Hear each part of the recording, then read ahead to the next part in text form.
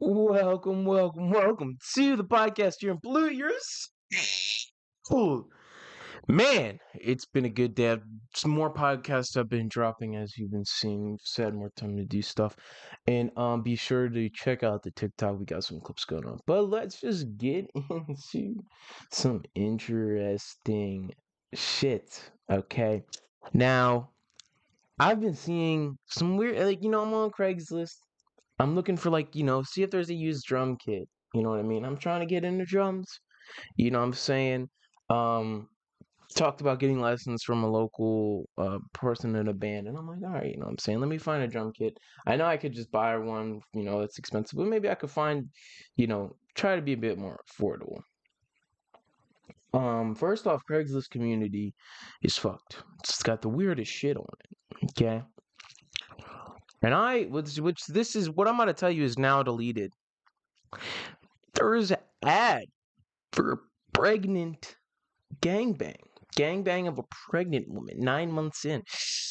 I thought like doing porn when you're pregnant was bad enough, or just drinking while you're pregnant or smoking crack while you're pregnant is pretty bad. But I didn't think the world is going to this. You know, what kind of damage are you doing? I mean, I saw like 30 people were invited, apparently. That's what it says on the thing. It's like 30 people expected to come. Whoa, dude. Wow, dude. What the fuck? Like, really? Like, how? And that kid's gonna be born with AIDS. What the fuck? Oh my god. I mean, maybe I don't get the vision. Maybe there's like some Aleister Crowley, Anton LaVey, type level philosophy behind this, like the worship of the fertile woman. But honestly, this just seems grimy. I bet they're meth addicts, but maybe they're sexually exploring. That's the thing, is it's like, where does the line go? Like, where do you draw the line on the modern age's promiscuity? I think it's good to a degree, but wow, like can't. It's interesting. It's an interesting world. Craigslist has interesting things. Um I'd prefer. I think from now on I'm gonna use like OfferUp or just a normal website. Facebook Marketplace isn't that bad. If you want to buy used goods, but Craigslist is now like the bottom of the barrel, man. Okay. Um, Never thought I'd encounter that on on Craigslist. But don't ask what I was doing Friday the 22nd. Okay, I won't tell you. Okay, no, I'm just kidding. Maybe I'm kidding. No, I'm just saying. But wow, wow, interesting world we're living in. Okay, interesting world. Okay, now we're gonna get into a topic that I think is personally very important. If you've been paying attention to the recent crises on interwebs, people going to their car and realizing, wow, why the fuck is there a menu on the side of my door handle? On my door handle, why is there a paper towel? It's like this poison, it'll make you pass out, or some crazy shit, or it's a sign that somebody wants to go to your car and get you, and then they'll human traffic you. Now, wow, I heard something that makes me think every every person at like a certain age should get a tattoo. Besides the fact that it's drippy and it's dope, and I'm about to get one. See, Ayasara on my shoulder, on my right here. I'll show you guys that when it's when I do it. But if you have tattoos, you're less likely to be human trafficked. I mean, also, if you're getting a tattoo and it's like a mark from someone and they're trying to mark you with a tattoo, you know what I mean? Tattoo artists are not trained to detect that, which is crazy. Because I feel like tattoo artists used to just kind of do anything. Like they'd be like, "Oh, you want a swastika? All right, sure, whatever." Like what? No, most back then nobody gave a fuck. They just want their money. But now nobody plays that shit, which is good because I think that, if a tattoo symbolizes something horrid, you know what I'm saying? Bye bye. I'm good, in my opinion. You know what I'm saying? Because, like, come on, what are we doing here? Like, why do we need to spread? Even if you're making some money, it's like you gotta think about the symbolism type shit. You know what I mean? No one's getting harmed by having a Wu-Tang symbol on them, but like a fucking like, you know what I'm saying? Like a Confederate flag. Come on, man. That's just like spreading a bad message. You know what I'm saying? And another thing too is like we should normalize tattoos, temporary ones too, because it can also make sure that like people are found if they have tattoos, if they are human trafficked. I'm not saying everyone should get it, but let's say you're in a bad area, you know what I'm saying? Think about it. Think about getting a tattoo. It'll make you less targeted and stuff like that. Or if you end up sadly being human trafficked, which honestly, I mean, I think it's a big issue that's not talked about a lot. I think it's now being talked about more. But there are more people enslaved in the world right now than at any time in history. Okay? So I want you guys to think that's like a real statistical fact. You know what I'm saying? Um, I do think it's out of pocket that the Sound of Freedom directors got all these allegations sent to them. So that is fucking out of pocket. So, I think it's a good movie. It sends a good message, but it's not like dramatically a good movie. It's a good message, but the movie's not like I kind of said this when it came out. Like it's an okay movie. The message is great, but you know what I mean, to stop human trafficking. But it's not that. I think there could be more like I don't want to say the word entertaining, but more dramatically well written and directed movies that could be coming out that deliver the same message. Um, and that it's like kind of like what's an example? Like Apocalypse Now is not as good as other Vietnam War movies. You know what I mean? I think there is a lot of other good Vietnam War movies, but it's like Platoon versus like other movies. Like not a lot of people can compare those two. You know what I'm saying? Like Platoon is a great movie, Apocalypse Now movie, but there's less good movies than that deliver the same message. And I think that Sound of Freedom will go down as one of those less good movies that does deliver a good message, but is not like dramatically a good movie. But I'm just saying, this population, let's encourage tattoos more. You know, also because it's more freedom. You know what I'm saying? It's like more expression. You know what I'm saying? It's like telling people to like paint more type shit. You know what I'm saying? Like let's encourage that. Let's be more artistic as a species and whatnot.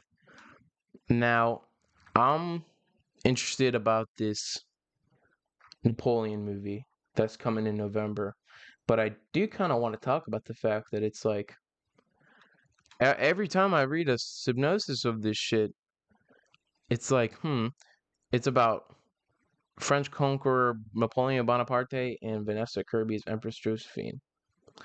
I understand that the Empress Josephine played an important part in his life and his story, but I don't care. Okay? I really don't care.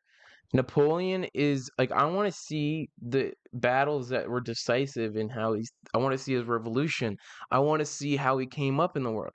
I want to see how his short man complex, you know what I mean, developed. You know what I mean? I don't like maybe maybe this is an interesting topic, but it's like Ridley Scott, I don't want you to mess this up. Ridley Scott has a lot of good movies and he has a lot of bad movies. I hope that he doesn't mess this one up. I don't think he will. I think it's kind of up to the writers. Um, but yeah, I just want to make sure that this fucking movie is a great movie that demonstrates his insane military capabilities, also demonstrates how he did do some stupid shit, like try to go into Russia. Like that was a stupid, and all these soldiers died, you know what I'm saying? So I wanted to touch on his flaws. Maybe that's what this relationship will do. Um, yeah. I'm just interested to see. So it's screenplays by David Scarpa.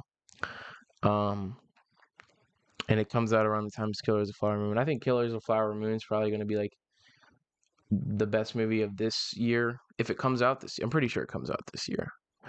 But I think that Napoleon, if it that's the thing though, is like what pisses me off is the fact that it's, Stanley Kubrick Napoleon never got made. It's like, yeah, it was going to be a masterpiece in its entirety. You know what I'm saying? Like,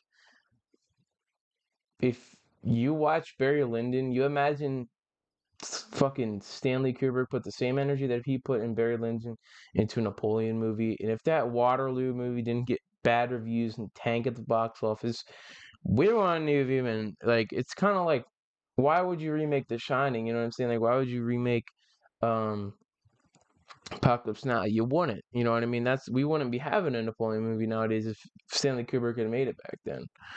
So I hope that this movie is fucking worth my time, and it's 2.5 hours.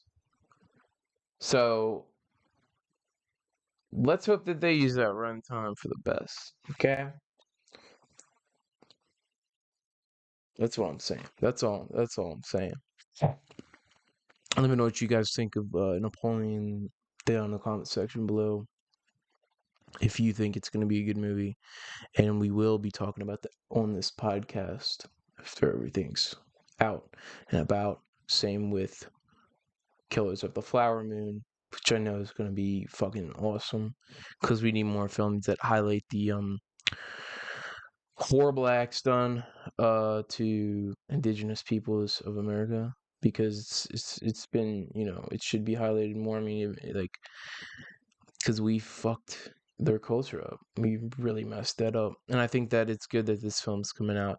Shed light to an important issue in America. Okay? That's what I think. Now, Cemetery dropped a new single, King of the Graveyard. Okay? Wow. Um, come on now. Come on, Cemetery. I like it. I like the drip on the cover. I think it's a bit repetitive. The beat's repetitive. I think he's not really saying much. I thought it was gonna have more like black metal influence, and I think it is cool, but it just doesn't sound like that interesting. It does give me Rainbow Bridge Street vibes, but I think that he needs to work on his lyrics and trying to communicate something, you know. Because in the beginning it was kind of like you were so baffled by the influences being put together, but now it's like, let's advance as an artist, Cemetery, and make some good lyrics. I do think that this is it's always good to hear a new Cemetery song, and I enjoyed this track. I enjoyed the pace, but I think that he should step up his game when it comes to lyrics. I think that he found a style, but I think it's time to add some substance, you know what I mean? Because that's the thing, is some people start off with substance and then they add style to it, but he just started off with just pure style. So now I think it's time for Cemetery to add more substance. It's like in the Suicide Boys earlier work, um, their shit was just kind of like normal underground music. They kind of rap about the same stuff, but as they kind of got through more shit in life, they were able to like say more connectable stuff, especially on long-term effects of suffering. Like, they're able to say like a lot of very emotional stuff on that record. Same with other stuff too. You know what I mean? By them and people around them. So I'm hoping that Cemetery kind of advances into making more like meaningful lyrics and stuff like that. I do love the bling era, you know what I mean, influence from this one, and I love the Truey jacket that he's wearing, but it's in the crown that he's wearing. But I think he needs to advance in certain aspects of his music, which is gonna save him from ever falling off. I don't think he will, but I mean, even if you look at these lyrics, like, I do think these lyrics are cool, and I love his Lord of the Rings references, rocking all black like a Nazgul of motherfucking Angmar. Bitch, I'll slap the fuck out of you talking about we don't go hard. He's talking about the suicide pants on that one.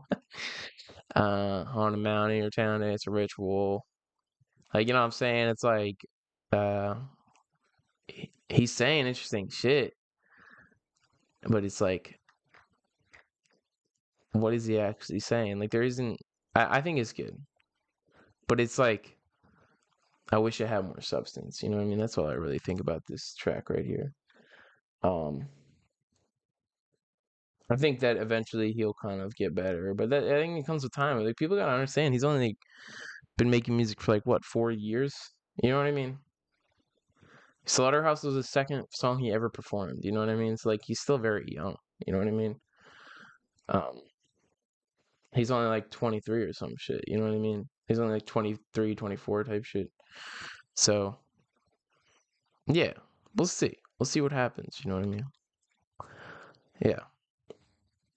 Now, Cocaine Kruger and 901 Kruger dropped another song, Lurk, off of a new album that's going to be coming out, or it's already out. I'm not sure. Let's see. Yeah, it's just a single, but it's produced by Lurk. Lurk's been going dumb lately. And with this one, the beginning's kind of really spacey and still melancholy, but then when the beat kind of comes in, it's more like piano based, but still melancholy.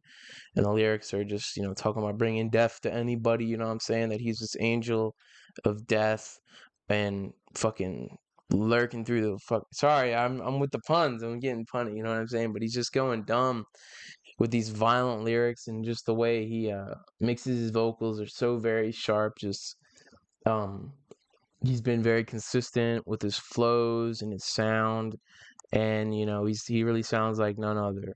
And Cocaine Kruger's really on a good mission with his music, and I'm really excited. He's dropping in new stuff soon with this project, and I think there's another one that he's doing.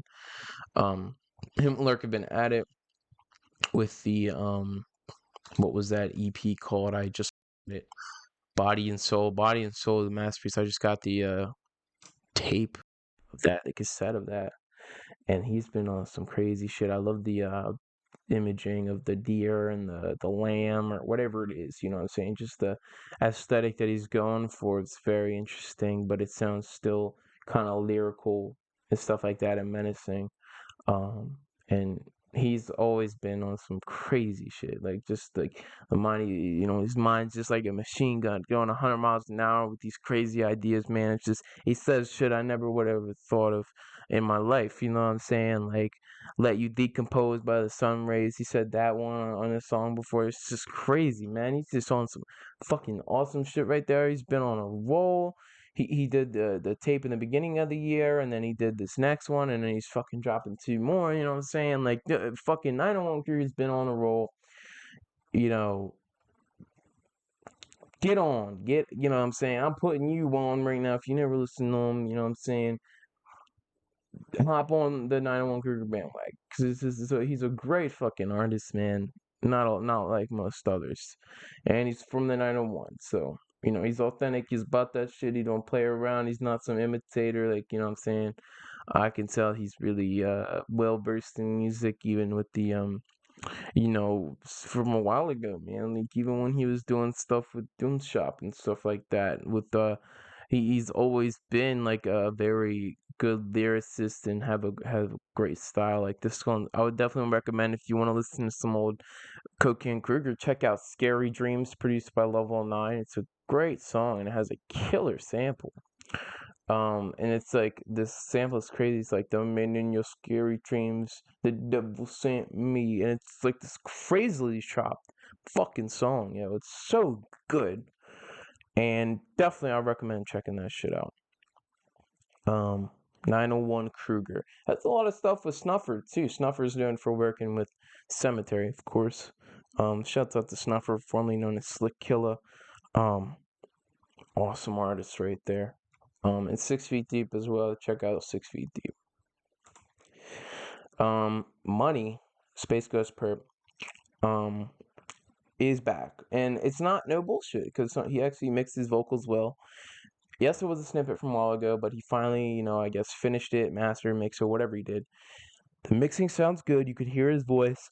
Clearly, it's on a low speed, and it's so well. Like, there's just the wet bass that's going through this, and he's talking about getting this money, getting it real fast. You know what I'm saying? He's like, man, I'm getting so much money, I can't even, you know what I'm saying, count that shit. So he's going dumb with his music, and the fans are loving it too. What the fuck? Somebody says, what the fuck did SGP buy a new laptop? Because it sounds actually really good.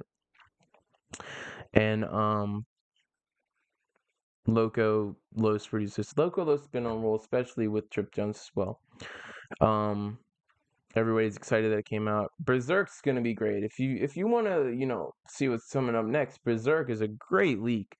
Um, it might be on one of these sites. I'm not sure, but somebody says if he makes music videos again, he will blow up. Which he will. I just think it's like he's definitely. Somebody said he's going back to the Larry Bird season era, and it's good, like the bass and the type of beats going on, but they're more modern, and that's what's interesting. And he's also trying to give a history and talking about his old days back in 2007 and all that shit. You know what I'm saying? And when he lived in Atlanta, because he's kind of like both from Atlanta and Florida, which is interesting. He's always talks shit on one place. He's like, I fuck Atlanta, fuck, Dade County. It's kind of confusing, but he just changes his mind. It is what it is. But he's back on a roll. He's mixing his music good, and then you know, not too good. You know what I mean? That's what like, I don't want it to be like professionally mixed. I want it to be like underground mixed. You know what I mean? Like that's where it's supposed to be when it comes to SGP. Um, it's like people kind of think like his music was well mixed the whole time. Like, no, not really. Like, if you listen to Blackland Radio 666, it was Mac Named Perk is not a particularly mixed well song if you listen to it. Like, come on now. The only really professionally mixed songs would be Cynthia G, Dade County, a couple of his mixtapes, like BMW is mixed very well. Uh what's the AI threesomes one called? Intoxicated is mixed very well, and of course, Mysterious Funk is mixed very well. God of Black is pretty mixed up, pretty well, and the Radio Clan thing, but only like a good like 4 or 5 of his projects out of like the 30 to 50 mixtapes he has are mixed like professionally on a professional grade.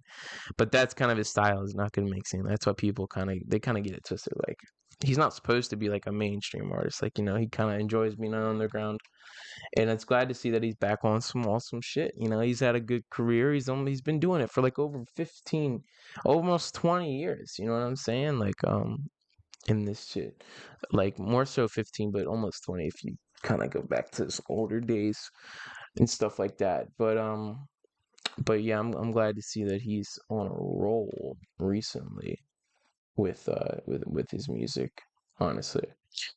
But yeah, that's all I got to talk about for this episode of Pollute Your Soul here on the podcast. And let me know what you thought of anything down in the comment section below, and check out the sponsors, donation links as well down below, and submit any topics or discussions at polluteyoursoul@gmail.com. Like, comment, share, subscribe. Peace out.